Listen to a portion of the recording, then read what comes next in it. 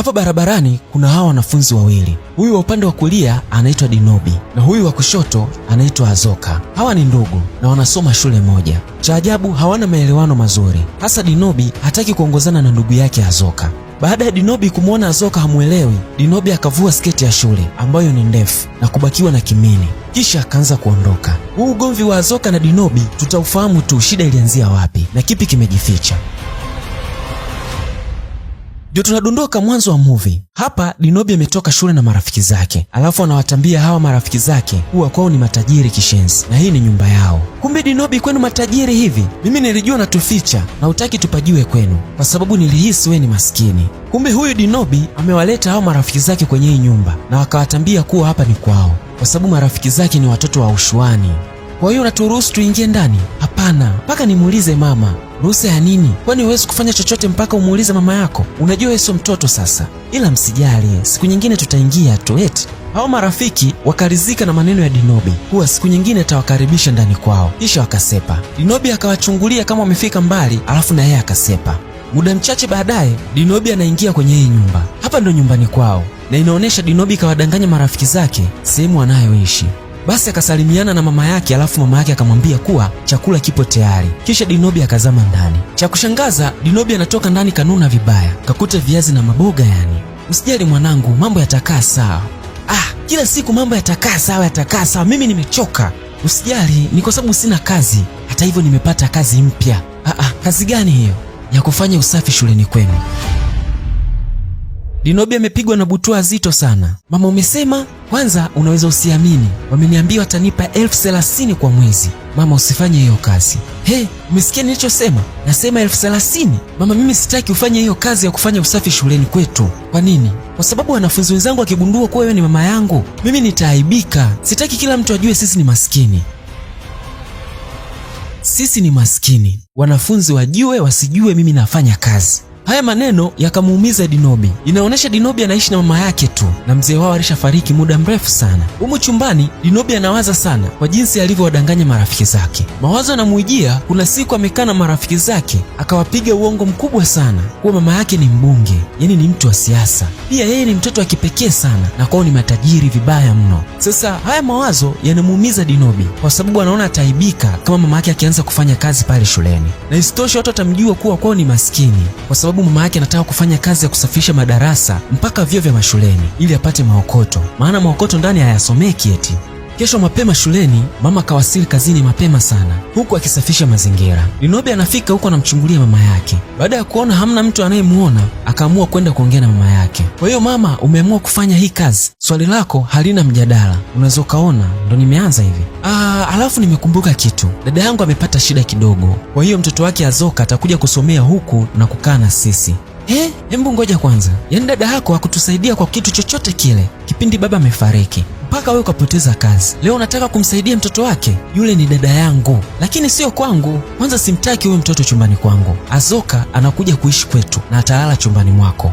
Mimi sitamruhusu. Haya mahojiano Dinobi hakupendezwa nayo tena. Kumbe mama yake anataka kuishi na mtoto wa dada yake, lakini mtoto wake Dinobi hataki kuishi na mtoto wa mama yake mkubwa. Lakini mama akaweka msimamo, habadilishi mawazo yake. Kingine, ulisema hautaniheshimu kwa sababu ya hii kazi. Sasa mimi nitakuwa nafanya baada ya nyinyi kwenda nyumbani na hamna mtu yeyote atakayeniona. Pia hata wewe ukikutana na mimi, jidai unifahamu. Mama anaongea maneno mazito sana kwa mwanaye. Dinobi na yeye akaona aondoke zake tu. Mida ya usiku, Dinobi alikuwa anajisomea. Mara mama yake akaingia na huyu mtoto wa dada yake ambaye walikuwa wanamzungumzia mchana. Huyu dogo anaitwa Azoka. Baada ya kulazimisha salamu nyingi kwa Dinobi akanyanyuka na kuondoka zake. Yaani hataki kusikia kitu chochote kile. Lakini mama yake na Dinobi anazidi kumpa moyo Azoka kuwa kila kitu kitakaa sawa. Mpaka muda wa kulala Dinobi anamkazia ndugu yake. Azoka akaona isiwe shida, akachukua vitu na kwenda kulala sebleni. Kesho asubuhi mama yupo biza anafanya usafi. Kidogo Dinobi akatokea na kumwaga mama yake kuwa anaenda shule. Ila mama akamuita Azoka ili waende wote. Azoka na yeye akatinga. Cha ajabu Dinobi akapaniki ghafla. Mbona hizi ni nguo zangu? Ndiyo ni nguo zako, lakini anahitajika shule na mimi hela sina. Dinobi anazidi kumchukia ndugu yake Azoka, hataki hata avae nguo zake, ila mama yake anamwambia Azoka kuwa amfuate ndugu yake na waweze kwenda shule. Huku barabarani Dinobi yupo lesi sana, hataki hata kuongozana na ndugu yake. Unaweza kwenda mwenyewe, shule iko pale chini, lakini tunatakiwa twende wote. Nimesema nenda mwenyewe, na ukumbuke usijidai unanifahamu. Haya, ondoka sasa. Lakini mimi nataka twende wote. Dinobi anaona kama Azoka amuelewe hivi, akavua sketi ya shule ambayo ni ndefu na kubakiwa na kimini. Huyu Dinobi anafanya haya yote kwa sababu hataki kuonekana katokea familia ya kimaskini, ndio maana anamkwepa hata ndugu yake. Huko shuleni Dinobi anazidi kuwadanganya marafiki zake kuwa mama yake kampeleka ikulu na kuonana na rais, alafu mama yake kamnunulia iPhone 15, yani kwao wana pesa sana. Mara mkuu wa shule kaingia darasani, kisha wanafunzi wakasimama na kumsalimia. Asanteni, leo tuna mwanafunzi mpya anaitwa. Kabla hajamaliza kutaja jina, kuna mwanafunzi akalopoka. Sebastian. Nicholas, hutakiwi kufanya hivyo. Samahani madam. Basi mwalimu akamtambulisha Sebastian kwa wanafunzi wenzake na pia kumuonesha kiti. Sebastian akaenda kukaa, kisha madamu na yeye akatoka nje. Alafu yule mwanafunzi aliyelopoka jina lake darasani akaenda kupiga story na Sebastian, na inaonesha kama wanajuana hivi. Muda huo wa Dinobi naye akaendeleza uongo wake kwa marafiki zake, huku akimtazama Sebastian kwa jicho fulani hivi. Muda wa mapumziko, Dinobi akawa anamsifia Sebastian mbele ya marafiki zake kuwa ni mzuri sana. Clara na yeye akachangia, ila huyu rafiki wao wa kushoto hakupendezwa na hiyo mada, maana aliwaekea sheria kuwa hawataki kutembea na mwanafunzi yoyote yule pale shuleni kwa sababu wenyewe ni watoto wa ushuani. Muda wa kwenda nyumbani, Dinobi akawaambia marafiki zake kuwa atawakuta njiani, wenyewe watangulie tu. Basi marafiki wakatii na kusepa. Dinobi akachukua kitabu na kumpelekea Sebastian. Inaonekana Dinobi kavutiwa na jamaa. Kwanza unaitwa nani? Brianna. Dinobi akadanganya jina lake kwa Sebastian, yaani anapenda ustaa sana. Basi jamaa akamshukuru kwa kumpatia kitabu. Huku mtaani Dinobi kama kawaida, marafiki zake wanamfikisha kwenye hii nyumba. Baada ya hapo wanasepa, huku Dinobi anawasikilizia wafike mbali ili na yeye aweze kusepa. Kwa bahati mbaya Sebastian naye akatokea. Brianna, unafanyaje hapa? Hapana, sifanyi kitu kwa sababu hapa ni kwetu. Kumbe ni kwenu? Basi twende ndani. Kufanyaje? Twende ndani kwa sababu hapa ni kwetu. Na wewe umesema hapa ni kwenu? Hapana, nilikuwa natania bana, si kwetu. Dinobi akakamatika kwa kuvamia makazi ya watu. Basi akawa wanaondoka kwa aibu sana. Hapa njiani marafiki zake na Dinobi walikuwa wanatembea. Huyu wa kushoto anaitwa Clara na huyu wa kulia tutamuita kama Mange Kimambi, maana anajidai Slay Queen sana. Hapa amesahau daftari lake kwenye dawati lake la shule, ikabidi amwombe Clara warudi shule. Basi Clara akamsikiliza na wakaanza kurudi shule. Humu darasani mama yake na Dinobi yupo anapiga usafi wa darasani. Mara Azoka katokea. Huyu Azoka yeye anaishi kwenye uhalisia wake. Yeye akamwomba mama yake mdogo mfagio ili aweze kumsaidia. Wakati hayo yanaendelea, Mange akatinga. Wewe ni mfanyakazi mpya? Ndiyo. Na wewe unaweza kuwa mwizi kama yule aliyotoka. Na huyu ni mtoto wako. Sasa unawezaje kumlipia ada kwa kufanya usafi shuleni? Mange akawa anaongea maneno machafu sana mpaka Azoka akaanza kumfokea. Muda mchache tu akaanza kupishana maneno. Mange akaweka beef kati ya Azoka na mama yake bila kujua huyu ni mama yake na Dinobi. Kisha Mange akaondoka zake. Mange hawapendi watoto wa kimaskini kwenye hii shule kwa sababu anajiona kwao ni matajiri. Kesho shule, muda wa mapumziko, Dinobi alikuwa anatembea. Alipomwona Sebastian akajidai kajikwaa. Basi jamaa akamdaga kihindi fulani hivi. Inaonesha Dinobi kavutiwa na Sebastian. Basi akamshukuru jamaa kwa kumsaidia. Muda wa kwenda nyumbani, Dinobi alikuwa anajiandaa. Haya, tuondokeni. Kabla tujaondoka, chukua hicho chombo cha uchafu na mwaga hizo takataka. Kwa nini lakini?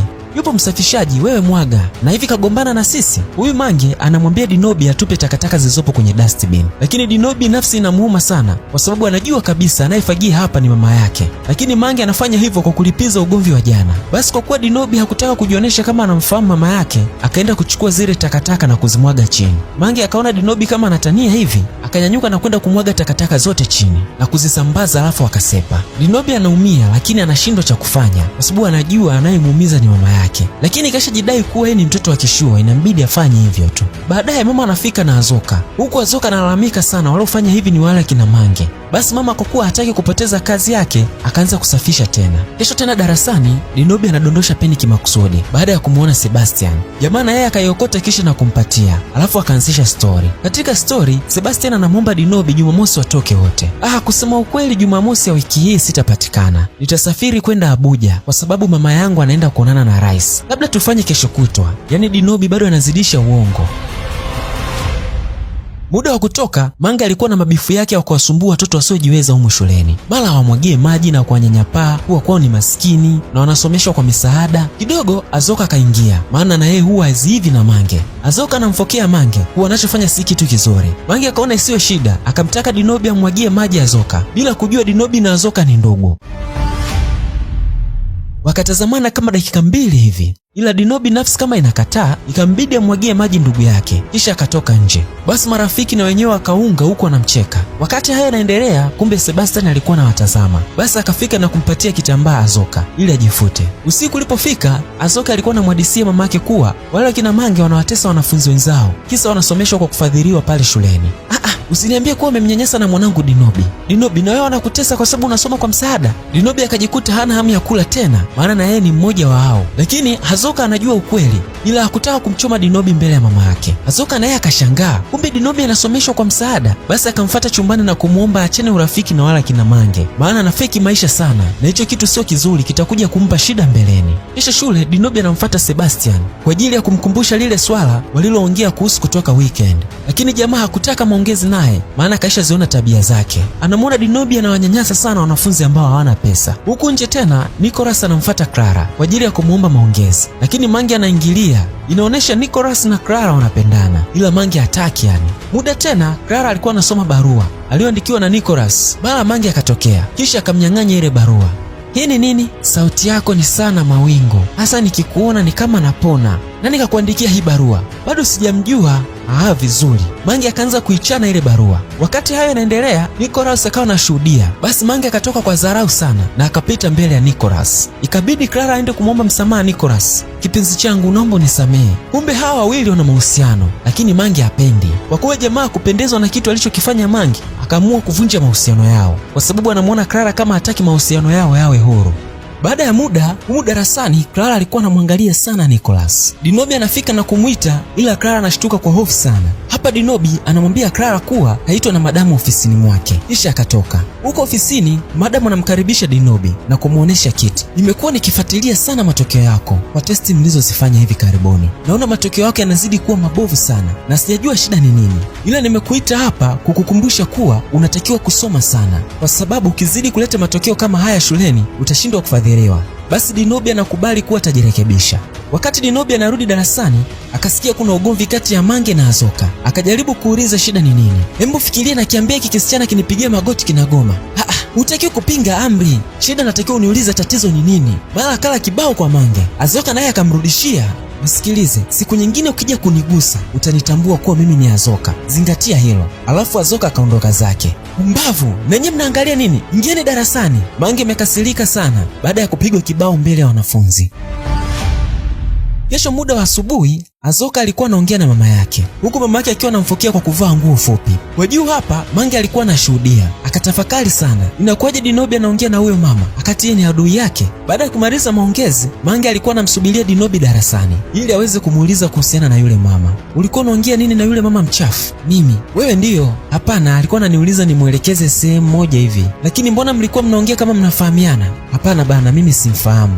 Okay, sawa. Sasa nataka nilipishe kisasi kwa huyo mama na mtoto wake Azoka. Yaani ni adhabu nzito. Adhabu? Na unataka kuwapa adhabu gani? Muda utafika tu na utaifahamu hiyo adhabu, na wewe ndio utaifanya. Sijui Mange kapanga kumfanyia nini mama wa watu. Huko nje, wakati Clara anatembea, akamfuma Nicholas yupo na msichana mwingine. Basi akajaa sumu sana. Huyu Clara anampenda sana Nicholas, lakini ndio hivyo Mange anazuia. Huko tena mtaani, Dinobi alikuwa anamsikilizia Sebastian. Baada ya jamaa kufika, Dinobi alianza tena kuomba maongezi na Sebastian. Lakini Sebastian anamtaka Dinobi aachane na marafiki zake, maana wanazidi kumweka kwenye dimbwi la uongo sana. Dinobi baada ya maneno hayo aliumia sana, akajilaumu kwa nini alikuwa anamsubiria Sebastian.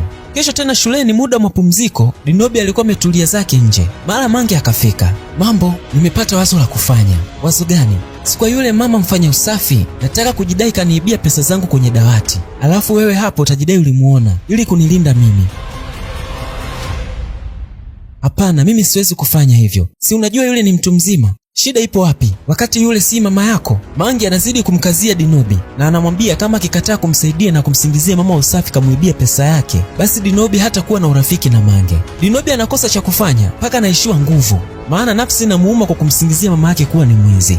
Huku tena bado Clara anamuomba msamaha Nicholas na kutaka warudiane tena, ila jamaa hataki kabisa mahusiano naye. Muda wa kwenda nyumbani, Dinobi alikuwa anajiandaa sepe. Mange anaingia na kwenda kwa Dinobi. Embu na wewe ondoka, pumbavu zako. Yaani Mange mshari sana mpaka kwa wanafunzi wenzake, anakafukuza haka kadada akasepe. Hapa Mange bado anamlazimisha Dinobi awe kama shahidi kwa upande wake kuwa amemwona yule mama wa Usafi anaiba pesa yake. Inaonekana Mange anataka akatoe taarifa kwa uongozi wa shule, ila Dinobi akagoma kabisa, maana ameficha siri kubwa sana kuwa yule ni mama yake mzazi na hawezi kumsingizia, ila hakutaka kumweka wazi Mange, maana anaogopa sana taibika. Sasa kwa kuwa umekataa kunisaidia, kuanzia leo wewe sio rafiki yangu. Mange akavunja urafiki na Dinobi. Dinobi anawaza sana, je, akubali kumwaibisha mama yake ili urafiki uendelee au bora avunje urafiki? Ila inaonesha Dinobi aliweka msimamo wa kukataa. Muda wa kurudi nyumbani, Dinobi anakutana na mama yake. Mwanangu, vipi masomo? Sasa chakula chako kipo jikoni, ngoja mimi niende shuleni maana Azoka atakuwa ananisubiria. Basi mama anaagana na mtoto wake. Wakati Dinobi anaingia ndani, Mange kumbe alikuwa anamfuatilia Dinobi na akagundua ukweli. Kweli Mange hapitwi na kitu chochote kile. Usiku Dinobi anaingia kulala, anamkuta ndugu yake kitandani. Azoka ikambidi ampishe maana huwa analala sebleni. Unaenda wapi? Nenda kulala. Unaweza kulala hapa? Hapa? Ndiyo. Unaumwa au? Azoka haamini kama ndugu yake kamruhusu kulala kitandani mwake. Basi Dinobi akaonesha kuwa kabadilika na Azoka kalala kwenye hicho kitanda. Kesho asubuhi Dinobi yupo nje na msubiri ndugu yake. Inaonesha kaanza kujutia makosa yake. Basi Azoka akafika na wakatoka kwenda shule pamoja. Basi huku nje wamejaa furaha sana, maana Mange na yeye huyu hapo. Dinobi akaogopa sana. Kumbe umewadanganya watu wote shuleni kuwa wewe ni mtoto wa kitajiri. Yaani mpaka jina lako umetudanganya. Embu acha kuongea na ndugu yangu kama chula. Azoka nakuomba uondoke. Wewe nenda tu shuleni, mimi nitaongea naye. Azoka anaondoka lakini anamchukia sana Mange. Hapa Dinobi anapiga magoti na kumuomba Mange asivujishe taarifa zake kwa wanafunzi. Dinobi akazidi kuomba sana msamaha. Yaani taongea ukweli wote kuwa kwenu ni maskini, mama yako ni mfanya usafi pale shuleni na wewe ni muongo. Samahani, naomba usiwaambie ukweli. Mimi ni rafiki yako. Kama mimi ni rafiki yako ndio tudanganye mpaka jina lako? Naomba unisamehe, nitafanya chochote utakacho. Umesema nitafanya chochote utakacho. Sasa Dinobi akakubali kuwa atafanya chochote kwa Mange ili asiweze kuaibika, ila bado hatujajua akakubali nini. Sasa huku shuleni Mange yuko bizi anatafuta kitu kwenye dawati. Clara ananyanyuka na kwenda kumsaidia. Mange anajidai kapoteza kiasi cha fedha kama 20,000 hivi. Baada ya hapo akaenda kutoa taarifa kwa madamu huwa kaibiwa pesa. Kwa hiyo umewauliza wanafunzi wenzako? Ndiyo. Alafu wamesema hawajui. Lazima waseme hivyo. Lakini madam, kuna mtu kaniambia kuwa kamuona aliyeiba hii pesa. Huku nyumbani mama yake na Dinobi yupo bizi anaandaa chakula kwa ajili ya watoto wake. Mara anavutiwa simu kuwa anahitajika haraka sana shuleni. Ikabidi atii. Baada ya kufika shuleni anamkuta mtoto wake kakaa na Mange. Madam, mtoto wangu kuna kitu kibaya kafanya. Hebu mwambie mama yako kitu ulichosema. Nimesema kuwa nimeona mama yangu anaiba pesa ya huyu kwenye dawati lake. Hivi kichwa chako kipo sawa kweli? Ni pesa gani unazungumzia? Pesa ulioiba kwenye dawati la huyu mwanafunzi wakati unasafisha darasa. Dinobi akamchoma mama yake mbele ya uongozi wa shule. Sijajua kuna kipi kinaendelea hapa. Labda tujaelewana. Mimi sijawahi kuiba kwenye maisha yangu. Tena kwa mtoto mdogo kama mwanangu. Na inakuwaje mtoto wako wa kumzaa mwenyewe akusingizie? Sijui kipi kimetokea. Yaani hata sielewi. Sasa 20,000 ulioiba takukata kwenye mshahara wako. Kitu kingine, nimekufukuza kazi.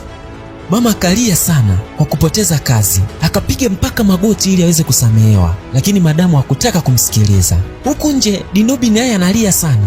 Anamwona mama yake anakuja analia akiwa na majonzi mazito mno. Dinobi ananyanyuka na kwenda kumwomba msamaha, lakini mama yake hataki hata kumsikiliza, kisha akaondoka zake. Humu darasani wanafunzi wakiwa na yao, Dinobi anaingia huku akiwa mnyonge. Wakati anaenda kukaa, Mange naye akamfuata. Tafadhali lakini usiniguse. Lakini uliniahidi. Nilikudanganya. Sasa humu darasani Mange akaanza kuongea ukweli wote kuwa Dinobi ni maskini na yule anayesafisha madarasa ni mama yake. Lakini hiki kitu kikamuumiza sana Dinobi. Na inaonekana Mange alimdanganya Dinobi aongee uongo kuwa mama yake ni mwizi ili asimwaibishe kwa wanafunzi wenzake kuwa mama yake ni mfanya usafi hapa shuleni. Lakini hayo yote Mange kumbe aliyadanganya na akamwaibisha tu, huku Dinobi akiwa amemchoma mama yake. Usiku huku nyumbani mama ni mtu wa majonzi sana, analia sana. Yaani mtoto wa kumzaa mwenyewe leo anamuita mwizi tena kwa kusingiziwa. Dinobi ikabidi aende kumwomba msamaha mama yake, ila mama bado ni maumivu kwenye moyo wake. Yaani kazi iliyokuwa inampa kipato ndio hivyo kaipoteza tena. akaona mfukuzi mtoto wake, maana anaona hana faida juu ya maisha yake. Usiku ulipofika, mama alimsamehe mtoto wake na Azoka akatoka nje kumuita ndugu yake. Kesho asubuhi Azoka akaja kumfariji ndugu yake. Baada ya muda, Dinobi akaenda kumuomba msamaha mama yake, ila damu ni nzito sana. Mama akamfariji na kumsamehe, ila akamwomba asiache masomo na aende shuleni kuongea ukweli wote na kuomba msamaha kwa aliowadanganya. Kisha mama akamkumbatia na kumfariji. Palipokucha, Dinobi akawa darasani anaomba msamaha. Mara Mange akaingia. Azoka akamfuata na kutaka kuanzisha vita, maana huwa zivi na Mange, lakini Dinobi anazidi kumzuia ndugu yake. Baada ya kuongea ukweli, Mange akabaki anaibika sana darasani. Dinobi akafika mpaka kwa madam na kumwomba msamaha. Mara Mange na yeye akaja. Hapa Mange naye amekuja kukiri kuwa kile kitendo kilikuwa ni cha uongo, na madam ndio akagundua ukweli, kisha akawafukuza kwa hasira sana humo ofisini. Ikabidi ampigie simu mama yake na Dinobi na kumuita ofisini. Huku nje, Mange akamwomba msamaha Dinobi kwa kile alichomfanyia, na urafiki wao ukarejea kama mwanzo. Mpaka muda wa kurudi nyumbani, wakawa wanamfikisha Dinobi kwao. Kwa kuwa Mange hakuwa na kinyongo tena, ikambidi Clara aweke mahusiano yake na Nicholas kuwa ni wapenzi. Kesho ilikuwa ni weekend. Basi Sebastian akaamua kwenda kumtembelea Dinobi. Baada ya kumtafuta, akamuona Dinobi yupo anafua. Basi jamaa akamuita na kuanza kuongea. Baada ya maongezi kuwa marefu, jamaa akamfungukia Dinobi kuwa anampenda. Lakini hata Dinobi alikuwa anampenda sana Sebastian, ila alishindwa tu kumwambia ukweli. Kwa hiyo akafarijiana kwa kukumbatiana. Mamake na Dinobi akaingia ndani, ila Dinobi hakutaka kuficha kitu chochote kile. Akaweka wazi kuwa Sebastian ni rafiki yake wa kiume, ila mama hakuwa na kinyongo tena. Akamuita mtoto wake ndani ili waweze kuongea. Cha ajabu, humu ndani Dinobi akamwambia mamake kuwa rafiki yake Mange kaongea na baba yake kuhusiana na kazi ya mama yake. Hivyo mama yake na Dinobi ataajiriwa kama mwalimu pale shuleni na sio mfanyakazi wa usafi kama ilivyokuwa mwanzo. Mama alishangaa sana. Kidogo akapigiwa simu kutoka ofisi za utawala pale shuleni na kupewa hiyo taarifa. Kumbe Mange alikuwa analinga kwa sababu ile shule ni ya mzee wake. Hata hivyo mamake na Dinobi kapatiwa kazi ya kuwa mwalimu pale shuleni, kwa sababu kabla ya mume wake kufariki alikuwa mwalimu wa sekondari. Basi furaha humu ndani karejea kama mwanzo. Na huu ndio unakuwa mwisho wa hii movie. Una maoni gani kuhusu maskini? Mimi ni Gio Boy, kama ilivyo hapo kwenye mkono wako kushoto, na hii ni Real One. Itakuwa poa sana kama ukisubscribe.